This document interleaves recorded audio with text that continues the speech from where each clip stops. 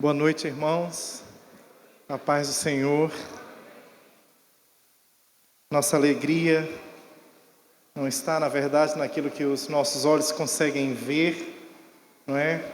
Mas está na presença do nosso Deus, não é? Que está aqui. E meu coração está cheio de gratidão por poder participar dessa festa tão linda. E presente de Deus, não é? Esses 4 dias foram tão especiais. Presente de Deus para a nossa região. Presente de Deus para a nossa vida. E realmente eu fico sem ter, assim, o que dizer diante de tanta ministração, de tanto poder de Deus, de tanta coisa que Deus falou comigo e foi redirecionando os meus passos e tanta coisa legal mesmo assim na presença dEle.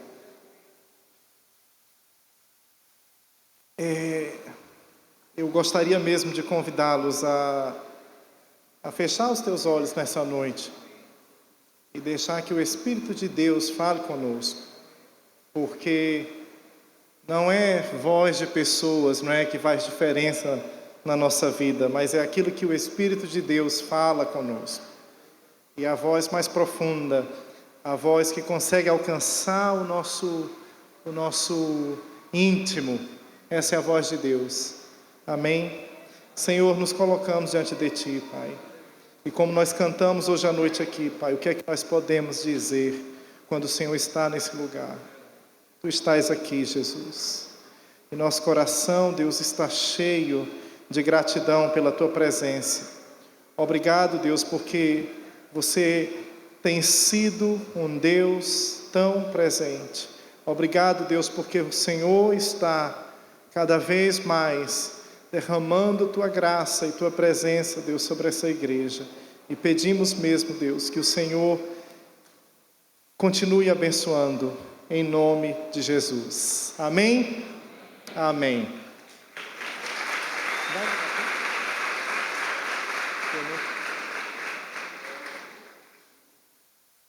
Inda comeru amaningue carapanuleiro.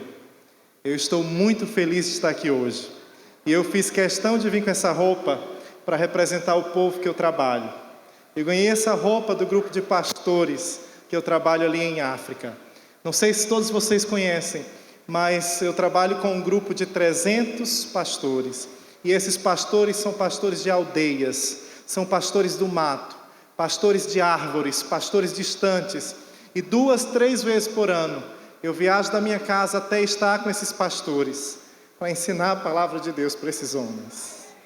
E eu lembro que a primeira vez que eu fui ao Malawi, teve um pastor que disse para mim, e disse o seguinte: nós queremos construir uma casa para você aqui. Porque se você ficar conosco aqui 1 mês, isso mudaria as nossas vidas. E eu fiquei tão impactado com esse convite, porque eu vi o seguinte: e na verdade não é uma pessoa que muda nada, mas é a palavra do Senhor. Mas não é a palavra lida, não é a palavra entendida, é a palavra aplicada. É por isso, irmãos, que eu gostaria muito de desafiar você. Deus não te chamou hoje aqui para ouvir uma palavra. Não são os ouvintes que vão discipular as nações. Não são os ouvintes que vão fazer as missões. Não são os espectadores da conferência que vai transformar essa cidade. São aqueles que conseguem deixar de ouvir para começar a aplicar, a viver, a realmente acreditar naquilo que Deus está falando conosco. E eu sonho com um dia que Deus deixará de nos deixar conhecidos por uma conferência missionária, mas nós seremos uma conferência de missionários, onde não teremos mais ouvintes, mas aqueles que estão aqui presentes são missionários, porque estão comprometidos com a vontade de Deus. Eu disse para a pastora Lúcia hoje: nós estamos com o público errado. A conferência missionária não é para pessoas que querem ouvir uma palavra. A conferência missionária é para aqueles que não têm a vida por preciosa. A conferência missionária de Itapipoca deve ser destinada para aqueles que devem vir aqui e dizer: Deus, não mais a mim. Deus, não mais a minha vontade. Deus, estou cansado dos meus planos. Deus, eu quero os teus sonhos, os teus planos, os teus projetos. Deus não quer nos fazer pessoas que se projetam. Ele não quer que sejamos uma projeção, porque a projeção não reflete a realidade daquilo que nós somos. Deus quer nos deixar de sermos projeção e nos fazer projetos dele na terra. Quem é você hoje aqui? Você é missionário ou campo missionário? Você é missionário ou campo missionário? Você é espectador ou você é parte de uma conferência? Você está na parte do problema ou na parte da resposta? Quem é você hoje aqui? Porque Deus está nos chamando para coparticipar com o que Ele está fazendo nas nações. Ele está aqui falando conosco, enquanto você está preocupado com a bateria do seu celular. Nós precisamos, irmãos, nos antenar com a vontade de Deus, se nós quisermos realmente não passarmos como este mundo está passando. A Bíblia diz que o mundo passa e a sua concupiscência, mas aquele que faz a vontade de Deus, esse permanece para sempre. Deus está nos chamando para fazermos parte do povo que permanece para sempre. Mas para permanecermos para sempre, nós precisamos de um negócio chamado propósito de Deus para a nossa vida. Nós precisamos de um negócio chamado projeto de Deus para a nossa vida. Nós precisamos de um negócio chamado vontade de Deus para a nossa vida. É com a vontade de Deus que nascem os discípulos. É com a vontade de Deus que nascem os missionários. Os missionários não nascem porque vão à África, ou porque vão para uma agência missionária, ou porque vão para o sertão, ou porque participam de uma conferência. Os missionários nascem quando nós abraçamos como nosso o projeto e a missão de Jesus, como se fosse a nossa própria vida. Nós não temos um Deus que enche os olhos com multidão. Nós temos um Deus que nos chamou para fazer discípulos. Irmãos, o meu desafio em África é ajudar aqueles pastores, servir aqueles pastores, para que eles transformem as suas igrejas em uma igreja que apenas forma ouvintes, mas que transforme essas igrejas em pessoas que se tornam discípulos de Jesus. E muitos deles dizem: eu não sei como fazer isso, eu não sei como fazer isso, eu não tenho a menor ideia. E nós estamos ali constantemente, no meio daqueles homens, para fazer esse trabalho. Deus está nos chamando, irmãos, para um novo nível. Deus está nos chamando para um novo compromisso. Deus está nos chamando para sermos resposta. E talvez você pense assim: ah, mas eu não posso, eu não tenho dinheiro, eu não tenho chamado, eu não tenho ministério, eu não sou conhecido. Mas se você tiver Jesus, você tem tudo que você precisa para obedecê-lo. Você tem tudo que você precisa para fazer aquilo que Ele quer. Você sabe qual é o tema da nossa conferência? A nossa conferência fala a respeito de manifestação da verdade e da justiça. E essa manifestação da verdade e da justiça é o que Deus chama de adoração. Na verdade, adorar não é quando a gente canta. Adorar é quando a gente manifesta aquilo que é verdadeiro. Adorar, nós adoramos quando nós manifestamos a justiça por onde quer que a gente ande. Vamos abrir a Bíblia no livro de Romanos, capítulo 1, versículo 17.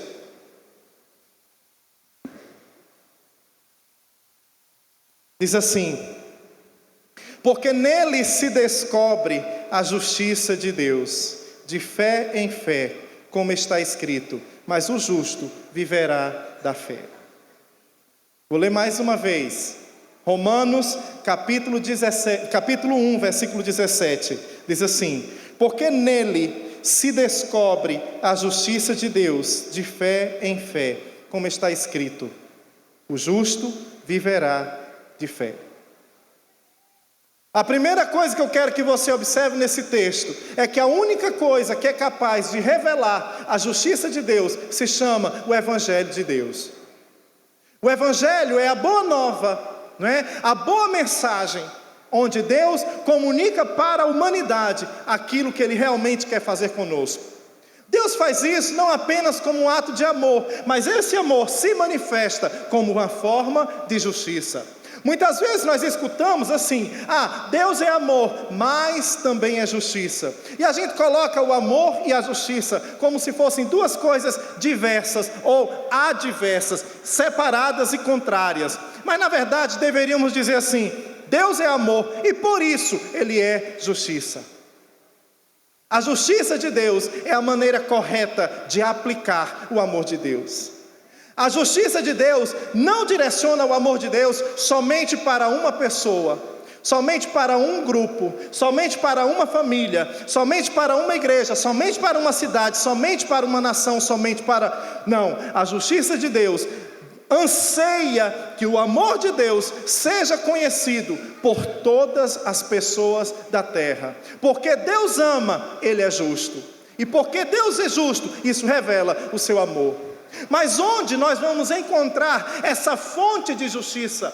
Porque muitas vezes quando nós pensamos em justiça, nós estamos pensando na nossa perspectiva de justiça. E o que é justiça para nós? Muitas vezes justiça para nós é simplesmente a maneira que nós temos de não deixar que ninguém ultrapasse os nossos direitos.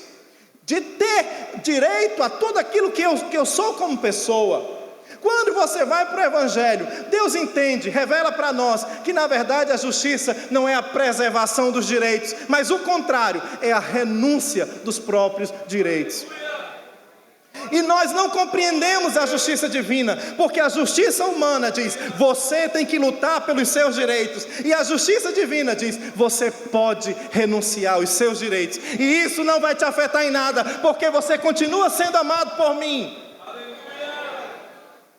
Irmãos, nós idolatramos os nossos direitos, e é por causa dos nossos direitos que nós somos impedidos de fazer a vontade de Deus. Muitas vezes as nossas orações não são pautadas pela vontade de Deus, nem pela justiça de Deus, mas são pelos nossos direitos.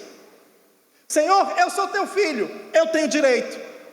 Senhor, eu sou isso, eu tenho direito. Deus, eu sou missionário, eu tenho direito. Deus, eu tenho isso, eu também tenho direito.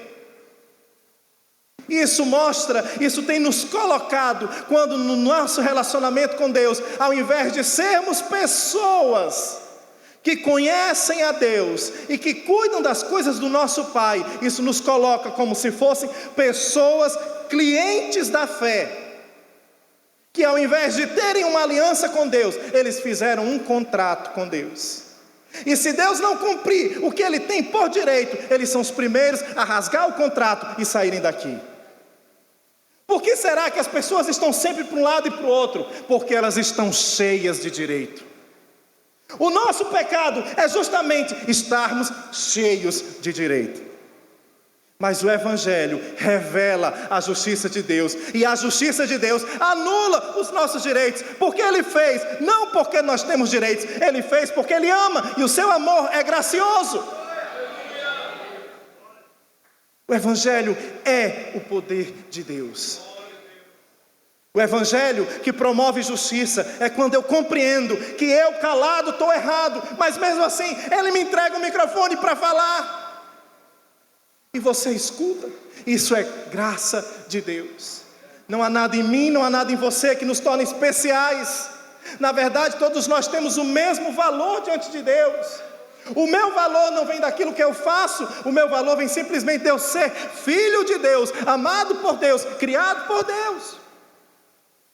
Mas nós não fazemos assim. Porque muitas vezes nós, fazendo acepção de pessoas, nós categorizamos umas às outras. E de acordo com a categoria, nós permitimos que algumas pessoas cheguem mais perto de nós e outras pessoas se afastem de nós. O Evangelho é a justiça de Deus, e essa justiça, ela deve ser manifestada em nossa vida, não para me tornar um crente cheio de direitos, mas para ter poder, para renunciar aos meus direitos e continuar andando por essa terra. A justiça de Deus anula os nossos direitos. A justiça de Deus promove renúncia. Foi isso que Jesus Cristo nos ensina, quando Ele, na forma de Deus, esvazia-se a si mesmo e assume uma forma de servo, descendo para nós. Esse Cristo nós não queremos. Nós queremos o Cristo pomposo, nós queremos o Cristo que foge da cruz. Se Jesus hoje estivesse morrendo naquela praça, nós chegaríamos lá e diríamos: sai daí, Jesus, tu está pagando um mico. Esse daí não pode ser Deus, porque se fosse Deus, Ele não estaria morrendo numa cruz. Isso, irmãos, porque nós não compreendemos o que realmente significa o Evangelho de Deus. É justamente o Evangelho de Deus que nos torna renunciadores dos nossos próprios direitos. Nós não somos livres do sofrimento, mas porque nós somos livres, nós podemos sofrer por uma causa superior a nós mesmos. Vou repetir: nós não somos livres do sofrimento, mas somos livres para o sofrimento. Quando nós fugimos dessa realidade, nós começamos a uma vida onde a autoproteção se torna a coisa mais importante da minha história. Então eu quero estar sempre protegido. Se é para orar, eu vou orar para que Deus não faça o que Ele quer na minha vida. Se é para dar o dízimo, eu vou dar o dízimo para que nada de ruim aconteça comigo. Eu não posso faltar ao culto, eu não posso fazer aquilo, não, porque tudo tem que estar no meu controle. E aí eu pego e chamo o meu controle de antes Deus está no controle. Tá, não. Você está no controle. Porque quando Deus está no controle, nós não sabemos o que vai acontecer amanhã. A única certeza que nós temos é que Ele estaria conosco todos os dias até o final dos séculos. Essa promessa, irmãos, não é para todo mundo. Jesus disse, antes dessa promessa, Ele nos dá uma ordem. Ele diz: vão, façam discípulos para todas as nações, ensinando essas pessoas, batizando essas pessoas. Vão, façam discípulos, e eu vou estar com você. Mas nós queremos estar parados, arraigados, imóveis, e queremos que Jesus Cristo fique ali nos abanando. E Jesus não fica. Sabe o que acontece? A gente se acostuma a viver separado da presença de Deus. E quando estamos separados da presença de Deus, nós não temos a menor ideia. Nós perdemos também um negócio chamado senso de propósito. Porque o propósito, ele vem com a presença. Quanto mais estamos na presença de Deus, mais conhecemos o nosso propósito. Nós, os crentes, inventamos uma maneira de estarmos na presença de Deus sem propósito algum. Isso não faz sentido para Deus, porque na sua presença Ele revela o seu propósito. Nós temos fome da presença de Deus, mas somos fastiosos com o propósito, porque nós não queremos tocar nesse assunto, nós não queremos esvaziar a nossa agenda, nós não queremos chegar com a agenda diante de Deus vazia, para que Deus escreva. Nós temos o nosso checklist e queremos que Deus supra cada uma das nossas preferências, e chamamos isso de vida cristã, enquanto que isso não tem nada a ver com a vida cristã. Até quando nós vamos estar nos enganando? Paulo diz: tornai-vos, pois, praticantes da palavra, e não apenas ouvintes, enganando-vos a vós mesmos. Isso não é a primeira vez que eu dou essa palavra aqui, porque Deus já falou conosco outras vezes. Mas eu estava sentadinho ali, e Deus me deu uma palavra para essa igreja. E eu quero dar essa palavra, e a palavra que Deus me disse, Ele disse o seguinte: hoje é dia de reescrever a história dessa igreja. Deus quer reescrever essa história dessa igreja. E Deus me disse mais, eu anotei aqui: Deus quer devolver a canção das nações para essa igreja novamente. Deus quer devolver a canção das nações para essa igreja novamente. Quem irá cantá-las? Porque não adianta termos as canções sem os cantores. Onde estão os embaixadores das nações?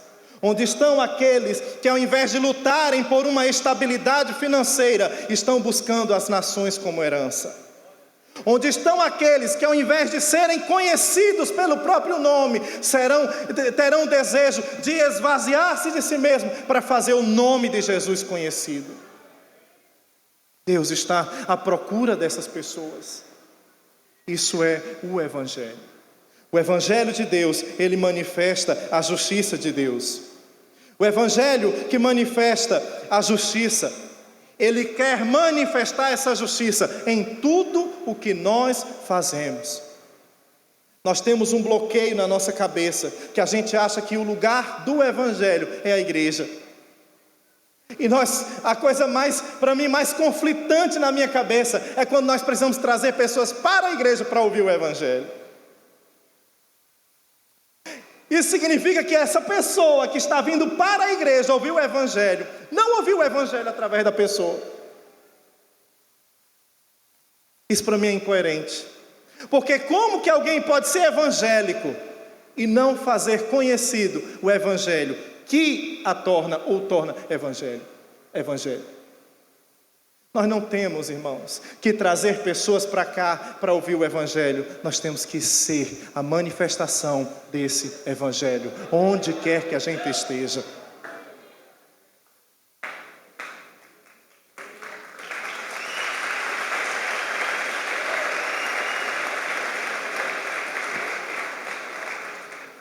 Segunda Coríntios capítulo 13, versículo 8 diz assim: nada podemos contra a verdade, senão pela verdade. A unção de Deus na anunciação do Evangelho está na manifestação da verdade. A adoração é manifestação da verdade e da justiça. Precisamos compreender o que é verdade. E a verdade não é aquilo que eu penso, a verdade é o que Deus pensa. Muitas vezes, quando eu compartilho para as pessoas o que eu penso sobre elas, embora eu esteja sendo verdadeiro, eu não estou anunciando a verdade. Isso se chama sinceridade. Sinceridade é uma coisa, verdade é outra. Porque eu posso chegar para qualquer pessoa aqui e dizer para você o que eu penso sobre você, mas a verdade não é o que o Saulo pensa sobre você, a verdade é o que Deus pensa sobre você, porque a verdade é uma pessoa, a verdade é a pessoa de Jesus. Então anunciar a verdade não é anunciar o que você pensa, mas anunciar o que Jesus pensa das pessoas. E aí o desafio é: nós estamos preparados a olhar para as pessoas e ver as pessoas da perspectiva de Jesus? Irmãos, nós temos impressões sobre todas as pessoas ao nosso redor.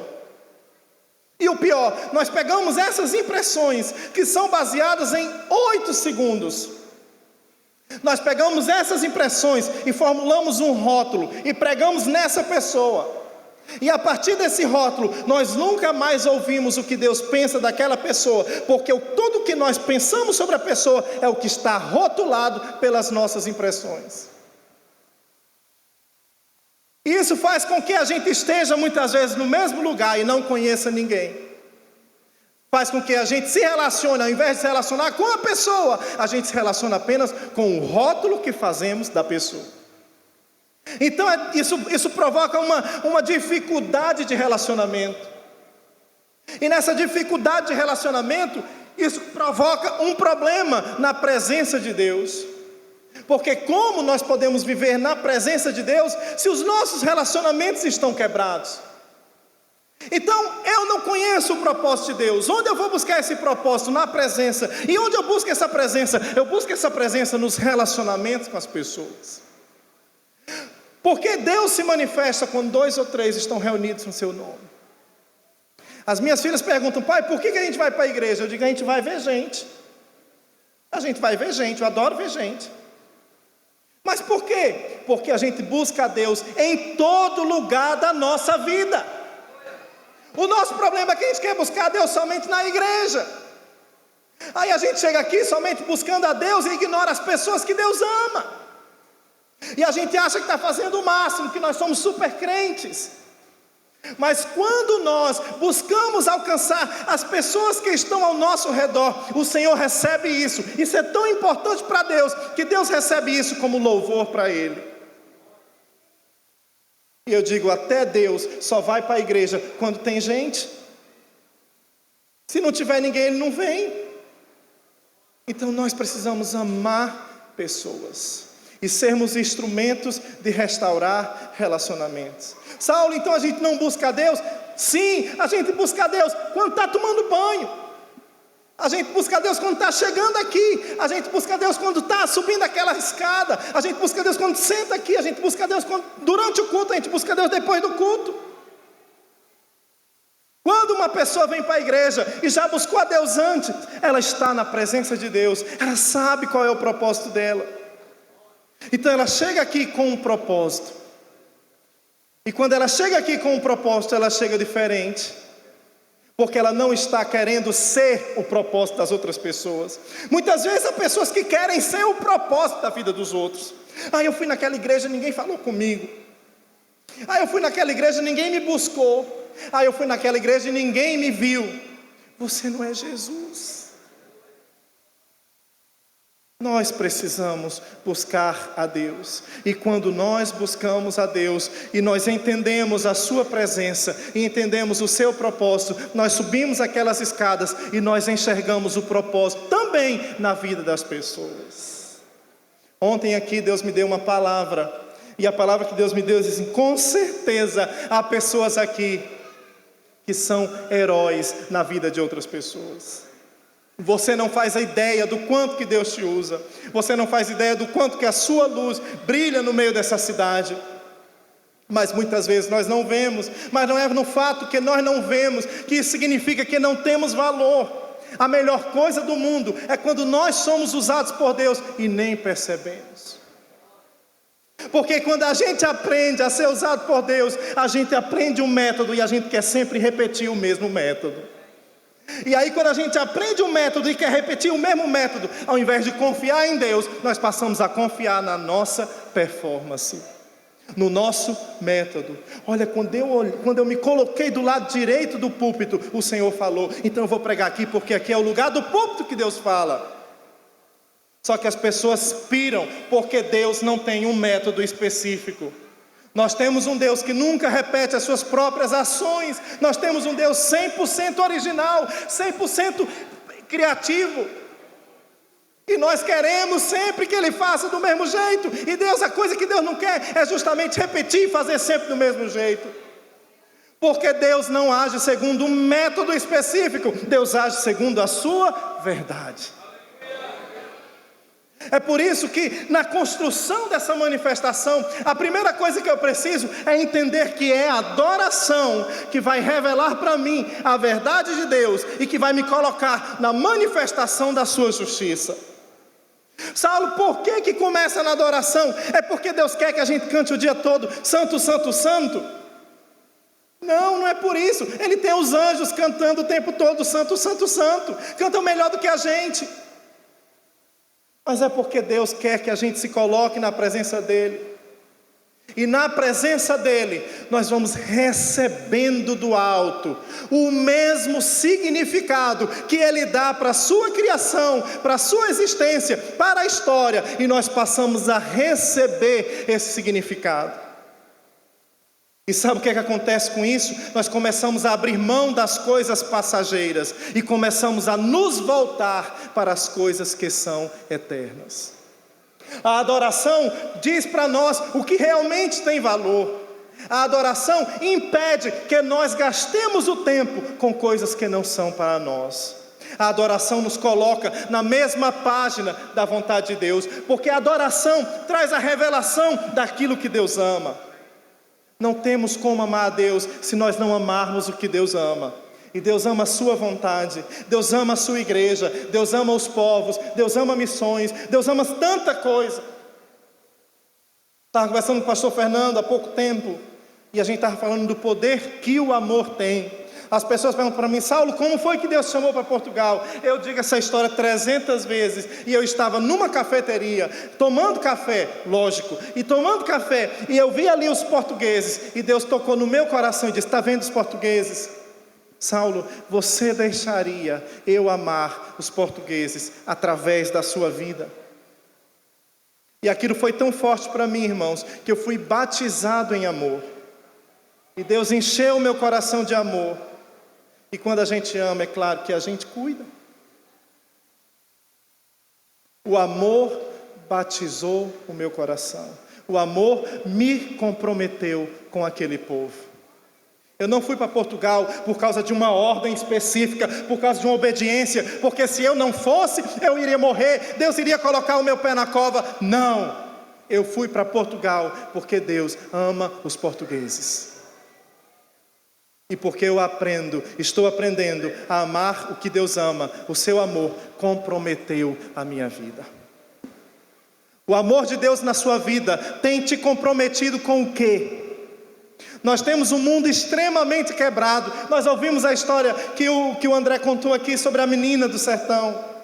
São milhares de meninas do sertão, quebradas, abusadas, destruídas. Eu assisti um documentário, o nome do documentário é Cidade da Alegria, sobre um médico lá no Congo. E esse médico, durante a guerra civil no Congo, as pessoas usavam as mulheres e o estupro como arma de guerra. E as mulheres ficavam estupradas e elas eram abandonadas pela família. E esse médico, um discípulo de Jesus, começou a recolher essas mulheres para fazer a reconstrução vaginal dessas mulheres. Mas ele pensou, a destruição na vida dessas mulheres não está apenas no seu corpo, está na sua alma. E como que nós vamos reconstruir a sua alma? Então ele construiu um centro, uma casa, onde ele recebe essas mulheres, e durante 6 meses eles fazem um trabalho de discipulado. Em 2018, esse médico, discípulo de Jesus do Congo, recebeu o Prêmio Nobel da Paz. Um discípulo de Jesus. Sabe o que é que um discípulo de Jesus faz com o mundo quebrado? Ele conserta. Nós somos resposta de oração para esse mundo. Rebeca hoje falou, nós somos a cura do mundo. Pensei que já era o tempo que estava acabando. Nós somos a cura, nós somos a resposta para este mundo. Mas Deus olha para nós e procura intercessores. A gente pensa muitas vezes que quando Deus procura intercessores é porque Ele está pensando nas nossas ideias maravilhosas. Porque quando nós oramos, nós temos várias ideias. E às vezes a nossa ideia não tem nada a ver com a vontade de Deus. A gente pensa que ser um intercessor é quando a gente se coloca de Deus. Deus faz isso, faz aquele jeito. Deus é assim, Deus é assado, Deus isso. E Deus fica olhando para aquilo e diz, nossa, assim você me mata. Ser um intercessor não significa instruir a Deus sobre o que Ele quer fazer. Mas ser um intercessor, vamos pensar na palavra intercessão. Mas para a gente entender o que é intercessão, vamos quebrar a palavra intercessão em duas. A primeira é uma cessão. Cessão é aquilo que partiu. O que era contínuo cessou, virou uma cessão, está partido e quebrado. E o que é o intercessor? O intercessor é aquele que se coloca naquilo que foi partido e quebrado. O intercessor é a resposta de Deus para reconciliar o mundo quebrado ao que Deus quer fazer na terra. O que é que você enxerga nessa cidade que está quebrado? É a escola, é o governo, é a economia, são as ruas sujas, são as faixas de pedestre. O que é? O intercessor, ele vai orar a Deus e vai se colocar como resposta de Deus para reconciliar esse mundo quebrado. Deus tem uma causa de intercessão para cada um de nós que estamos aqui. E muitas vezes, muitos de nós não temos a menor ideia qual é a causa da nossa vida. E aí sabe o que acontece? A vida vai passando e a gente vai vivendo sem causa. E a pior coisa que tem para um crente é ele ser crente sem causa. Mas tem algo que é pior do que você ser um crente sem causa. É você ser um crente bem-sucedido na causa errada.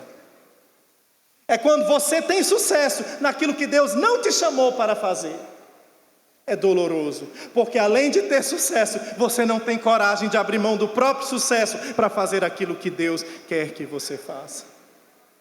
É por isso que o texto diz, o justo viverá pela fé.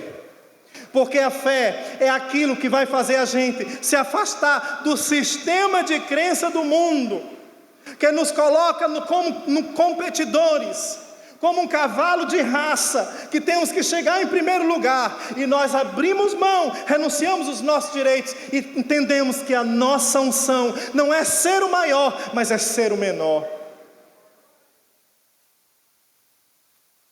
Primeira noite eu estava aqui na conferência, eu estava observando os voluntários. Enquanto as pessoas estavam tirando fotos do palco, eu estava tirando foto dos voluntários. Porque para mim esses são os homens e as mulheres de Deus. São eles que têm feito isso aqui acontecer. E nós temos que entender que é o mesmo Deus que opera tudo em todos. Que a unção que tem sobre a vida do André, aqui ministrando de uma forma tão poderosa e clara, também está na vida daquele, preparando os banquinhos e os pratinhos para quando você descer, você comer lá embaixo. A Bíblia diz que é o mesmo Deus que opera tudo em todos. Se a gente entendesse que aquilo que eu faço para Deus não me torna nem superior, nem inferior a ninguém, nossas relações seriam tão diferentes. Talvez a gente teria mais coragem de fazer o que Deus quer. Talvez não teria tantas pessoas querendo ser pastores, querendo estar aqui debaixo dos holofotes, querendo pegar no microfone, porque há tanta coisa para fazer no mundo, há tantas causas que estão abandonadas porque não são vistas publicamente. Nós já tivemos uma conferência aqui, onde nós falamos sobre os servos anônimos. Isso não é novidade para nós. O justo viverá pela fé. Mas quem são os justos? Os justos não são aqueles que fazem tudo correto, mas os justos são aqueles que foram alcançados pelo Evangelho, porque é o Evangelho que manifesta a justiça. E quando nós conhecemos a justiça, nós nos tornamos justos. E ser justo significa que, ao invés de viver a minha vida baseado pelos padrões do mundo, eu vou viver a minha vida pela fé. É isso que quer dizer. Mas às vezes a gente pensa, eu não tenho saco para viver pela fé, Saulo. Nós estamos apavorados quando a gente vê os homens tentando roubar os nossos direitos. Nós perdemos a nossa paz. A gente não entende que nós não temos como acrescentar um minuto à nossa própria vida. E a gente vive como se a nossa vida fosse eterna, como se a gente não morresse. Irmãos, é tão chocante a maneira como o mundo está. Mas também é tão tremendo ver como que Deus está agindo nas nações. Eu olho para as minhas filhas, eu acho o máximo quando elas dizem, eu quero ser missionária. Eu quero ser médica, pai, eu não sei se de gente ou de cachorro, mas eu quero ser médica, a Nadine. Mas eu quero ser missionária e maquiadora. Também não sei como ela vai conciliar. Mas o que é legal é que elas olham para missões e veem missões como algo totalmente possível. Mas nesse momento que você está ouvindo essa palavra, tem um espírito aí no seu coração dizendo, não é possível para você. Mas Deus está quebrando isso hoje à noite. Deus está quebrando hoje à noite. Porque é possível sim. A nossa unção de ser missionário não está nas nações, no passaporte, no sustento, no ministério. Não, está num negócio chamado identidade de filho. Antes do André falar sobre o espírito de adoção, Deus colocou aqui, falar contra espírito de orfandade. Missões não é coisa de órfãos. Missões é coisa de filho. Missões é coisa de filho. Nós temos dois tipos de filhos. Nós temos os filhos que cuidam das coisas do pai, e nós temos os filhos que querem consumir as coisas do pai. Esses filhos que querem consumir as coisas do pai, é o que a Bíblia chama de filho pródigo. Mas o legal é que a palavra pródigo quer dizer próspero. Aquele que realiza prodígios. Nós não entendemos a prosperidade como sendo uma coisa que aquele jovem estava a buscar. Muitas vezes, quando nós buscamos, nos aproximamos de Deus como consumidores de bênção, e a identidade de filho nos faz exigir que o nosso Pai nos dê tudo aquilo que a gente quer. Isso é o primeiro sinal que a gente não conhece, nem a nós mesmos, nem conhece o Pai.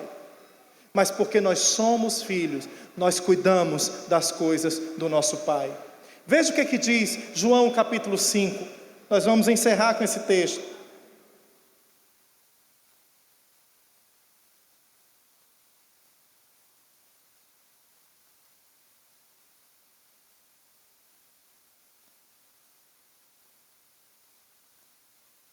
Versículo 17 em diante diz assim: meu Pai trabalha até agora, e eu trabalho também.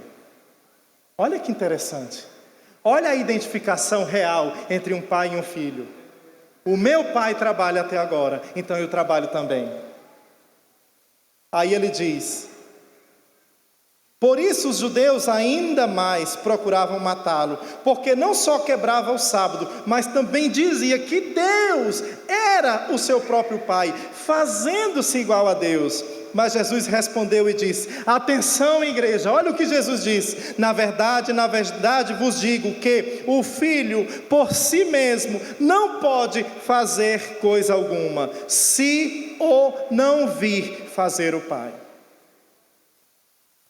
A missão, ela nasce daquilo que nós conseguimos enxergar no Pai. Se nós não vemos o Pai, nós não vamos fazer missões coisa nenhuma. Se nós não fazemos missões, é porque nós não temos a menor ideia quem é o Pai. Mas aquele que enxerga o que o Pai está fazendo nas nações, esse faz igualmente. Jesus Cristo diz: se não vir fazer o Pai, porque tudo quanto Ele, o Pai, faz, o Filho o faz igualmente. Nós estamos vivendo a nossa vida parecendo com o quê? Parecendo com quem? Nós parecemos com aquilo que nós enxergamos. E se nós olhamos para a nossa vida hoje e parecemos muito mais um religioso, parece que é porque nós só conseguimos enxergar a religião na nossa frente. Mas quando nós começamos a enxergar o Pai, nós começamos a fazer igual ao Pai, porque está escrito: tudo que o Pai faz, o Filho faz igualmente. E aí ele explica por quê. Porque o Pai ama o Filho. Veja o amor transformador do Pai. Aí ele diz: e mostra-lhe tudo o que faz. E ele, atenção, ele lhe mostrará maiores obras do que estas, para que vos maravilheis.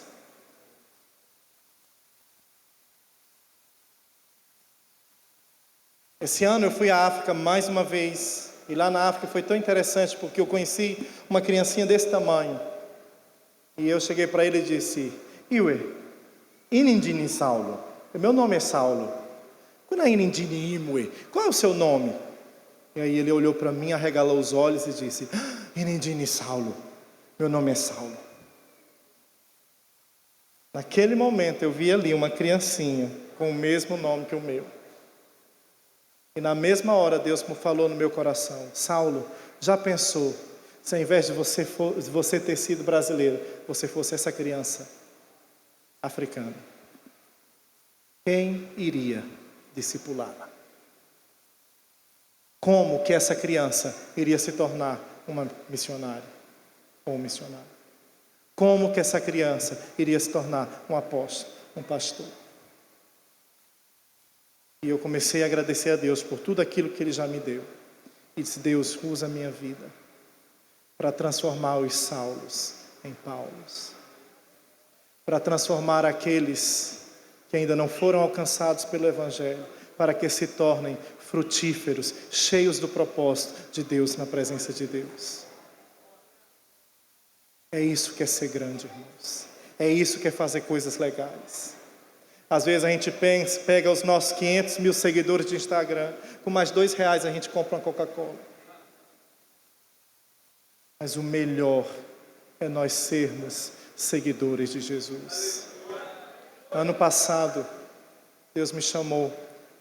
Eu sempre quis ir para Israel. Isso me marcou tão forte, irmãos. Porque eu recebi um convite para ir dar aula em Israel. E Deus me tirou lá da minha cidadezinha para ir dar aula na cidade de Nazaré, onde Jesus passou a sua infância e cresceu. Como é que Deus chama um cearense para dar aula em Nazaré?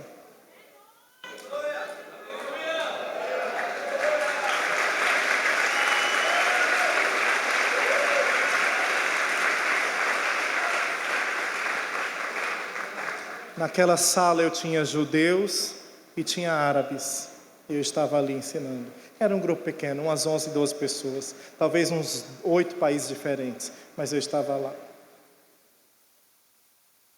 Porque Deus não nos chamou para sermos apenas gentios. O Evangelho é o poder de Deus.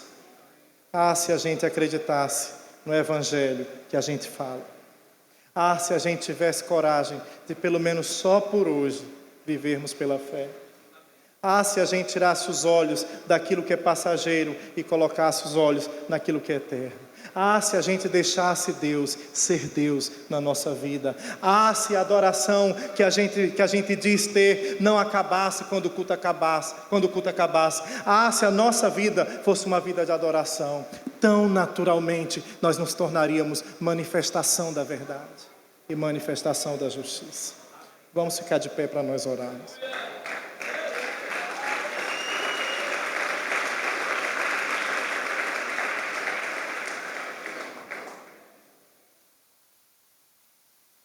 E Deus está te chamando nessa noite para você ser uma resposta.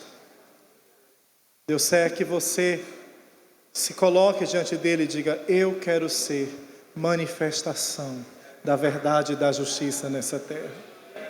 Eu quero ser provisão de Deus na minha geração. Eu não quero mais orar por provisão, eu quero ser a provisão. Eu quero ser a provisão. Eu quero ser a provisão. Eu quero ser a resposta. Eu quero ser a causa. Eu quero levantar as bandeiras que Deus quer levantar no meu coração. Deus quer dar voz aos espíritos que estão amordaçados por fardos, por culpas, por trabalhos, por mitos que impedem que a gente veja conforme Deus quer que a gente veja. Hoje aqui, eu vi, durante o tempo de louvor, eu pude ter uma pequena ideia do que vai ser a manifestação dos filhos de Deus. Porque nós estávamos aqui cantando com uma só voz. E é isso que Deus quer. Deus quer que todas as nossas vozes silenciem e nós passamos a cantar a uma só voz. Mas não é a voz do Saulo que precisa ser ouvida, não é a voz do pastor Fernando, não é a voz da Rebeca, é a voz do Espírito de Deus. Se todos nós ouvirmos a voz do Espírito de Deus, nós cantaremos novamente a uma só voz e as nações ouvirão a nossa canção. Senhor, nos colocamos diante de Ti nessa noite, Pai. Obrigado, Deus, pela Tua palavra. Obrigado, Deus, pela manifestação da Tua presença. Obrigado, Senhor, porque o Senhor nos trouxe até aqui, Deus, para aprendermos de Ti. Eu oro, Deus, para que o Teu Espírito, o Espírito da verdade, se manifeste no nosso meio, Deus, com verdade. Se manifeste no nosso meio, Deus, de uma forma que nos aproxime do centro da vida, que é a própria Tua pessoa, Senhor. Obrigado, Deus, pela Tua palavra, que essa palavra germine no nosso coração, da mesma forma como germinou no coração do nosso irmão de Parambu, e isso mudou a vida dele quando ele voltou para casa.